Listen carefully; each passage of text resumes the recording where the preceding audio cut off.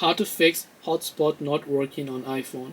Hey everybody, welcome back to our channel. In today's video, I will guide you on how you can fix if a hotspot is not working on iPhone. So make sure to watch the video till the very end.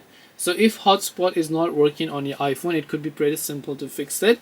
Hotspot simply means that if you're using cellular data instead of Wi-Fi, you want to make your friends also use that cellular data if they don't have their own data pack.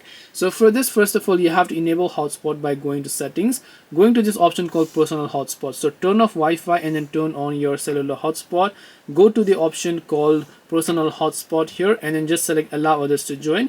You can make sure to enable your Wi-Fi password for your hotspot, or you can also go ahead and share them your QR code directly and then they should be able to connect to it.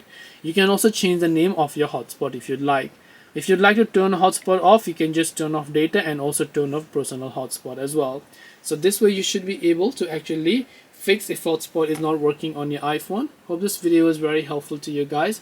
If it did help you, then make sure to leave a like and subscribe to our channel. If you have got any questions, then feel free to leave them down below. Thank you for watching till the end and see you soon in the next video.